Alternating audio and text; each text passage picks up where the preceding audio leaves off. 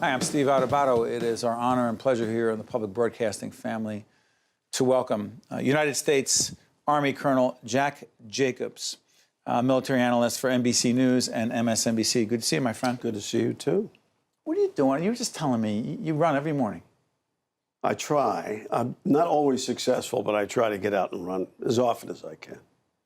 Well, I would just say this. For a lot of years now, you have been providing perspective and analysis for a lot of folks, regardless of their political ideology, that helps us understand the world of the military and the world we are in.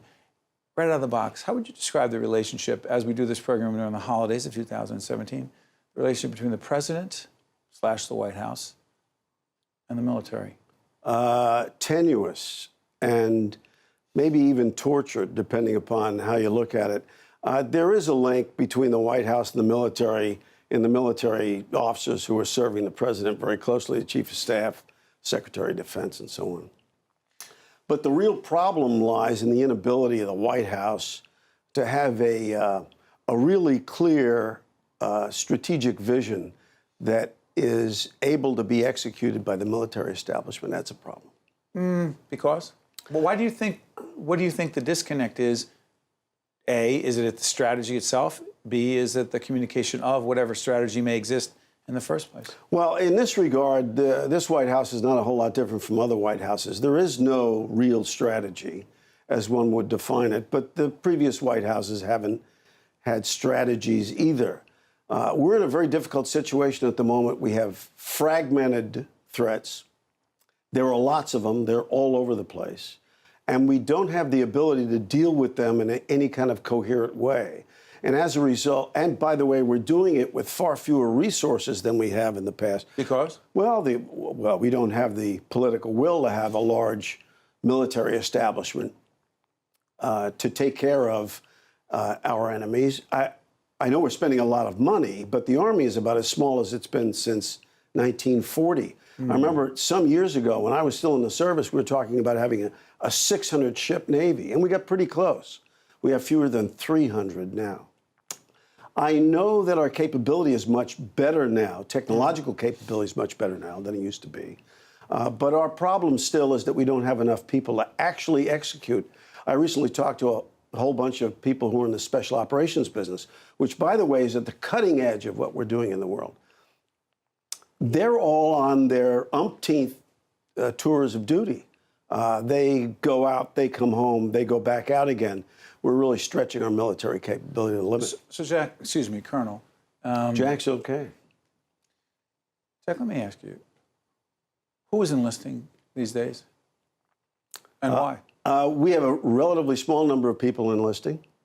And what we've done is reduce our demand by artificially reducing the number of people we really need. So it makes it look like we're doing lots better than we are. We do have very, very small services, and they're coming from disparate locations. Make no mistake about it. We're getting people from cities and from towns and villages and hamlets all over the country, but there are not enough of them. I'm reminded of the Seinfeld episode in which we was talking about the inability of the car company to hold the reservation. We can take objectives, but we can't hold on to them because we don't have enough people, enough resources to do it. We're relying much too heavily on technological means for achieving our objectives. And at the end of the day, we're pretty good at blowing people up and buildings up and so on, but we can't hold on to objectives.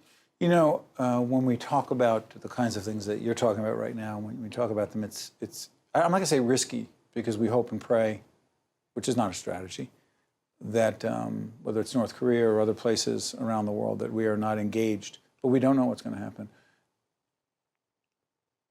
To what degree do you believe, so I keep thinking about this, our president, President Trump, who has a tendency to say what it is he wants to say very publicly via Twitter / social media, are there significant military implications from your vast and impressive experience just in having the commander-in-chief communicating in that fashion about these things? Well, it's unseemly for him to do that. I'm reminded of the Why not? He's respectfully, Jack, he says, I'm just saying what I think. Yeah, well, I mean, but he's in charge of the most powerful country on the face of the earth, ostensibly.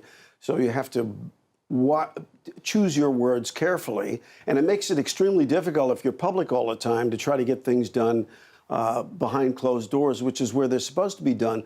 I'm reminded of the observation of Woodrow Wilson, who once wrote, what we really need are public pacts publicly arrived at. Well, he was half right. We certainly need public pacts, but the only way you're going to get them is to arrive at them privately, because behind closed doors. Well, once you start talking about what you're going to do, once you start talking about what your objectives are publicly, you're rooted in them, and it's much more difficult to conduct any kind of negotiations. There's nothing to trade away once you said, I'm going to do X, and X is what we're going to do. It makes it extremely difficult to get involved in any of the nuances, which ultimately wind up in a solution to a problem. So talking publicly about everything is not a good way to get to the end. You know, it's interesting. One of the things that we talk about a lot, and we're doing a series, check out our website. We'll put it up right now. It's just simply steveadubato.org. We're doing a series on American veterans, what they need, what services are out there for them, and how to connect veterans to the services that are out there. I want to talk about Gold Star families for a second. Your thoughts when the president said what he did about the Khan family during the campaign.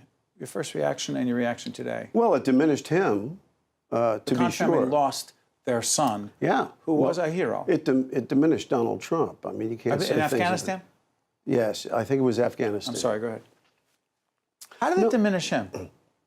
Well, it made him look silly. And you can't have somebody who's at the top of the food chain in the world's most powerful country look silly, sound silly, and be silly. And nobody agreed with him. I mean, he was on his own there. All that notwithstanding, it didn't stop him from continuing to say silly things about people about whom we have a much higher regard than he does. John McCain. I was just going to, by the way, we hope and pray for John McCain and his family. He is not well as we do this program. I believe the president said, why are we calling him a war hero? I respect those who were not caught. Yeah, and I know people who spent time in the Hanoi Hilton with John McCain. 6.5 years. A long time, being in solitary confinement often, being tortured every day or every other day, and still being able to rise above all that to become and act like honorable people. I think it's dysfunctional to castigate people like that who've obviously demonstrated their love for their fellow man and the love for their comrades in the way that they did. Where do we go from here, Jack, in terms of, if someone were to say, you know what, say they voted for President Trump, but are rooting for him, as all of us are, because that's rooting for the country. We don't want the president to fail. Because we want the country to succeed. But that being said, what advice would you give the president that you would hope he would listen to as it relates to his interaction with the military and as it relates to activities that involve the military? Well, on the one hand, if you say, Jack, what do you think? What should I do? Be quiet. Is one good thing to do is to be quiet. You can get a lot more done if you're quiet in public and really busy behind closed doors. I know I often give advice to young soldiers, and they ask, what's the best advice you can give me? And I say, I'm reminded of the observation of Oscar Wilde, who, when asked a similar question, said, be yourself. Everybody else is already taken. But in the case of the president, this president, I think it would be best not to be himself and instead to be president. Before I let you out, national anthem. Athletes and others, many, opting not to stand. Yeah, I think that's silly, too. I mean, they're entitled to do whatever they want to do. But I think it diminishes them as well. And if you asked a lot of them, what is it that they're protesting, they wouldn't be able to articulate it in a way in which anybody could understand. Well, I mean, this is a free country, and I fought, and a lot of other people fought so that people could say anything they wanted to. And to that extent, the athletes are not only allowed to, but encouraged to say or demonstrate any way they want to, but it would be worthwhile if they understood what it was they were saying and it's not the same thing to all people. A lot of people who would otherwise support them in their views, in their protest, don't think of them very kindly. Colonel Jack Jacobs, I want to thank you for adding to this conversation, offering your insight and perspective. People can catch you on NBC and MSNBC as well. Thanks for my having friend. me. Thanks for having me. Good to see you, buddy. Good to see you. Take care. Yes, sir. Right back right after this. One-on-One with Steve Adubato has been a production of the Caucus Educational Corporation, celebrating over 25 years of broadcast excellence. This special edition of One-on-One with Steve Adubato is brought to you from the Tisch WNET studios at Lincoln Center.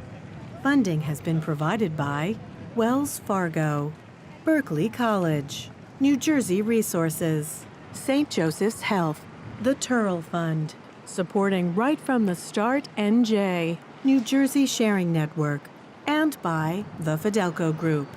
Transportation provided by Airbrook Limousine, serving the metropolitan New York, New Jersey area.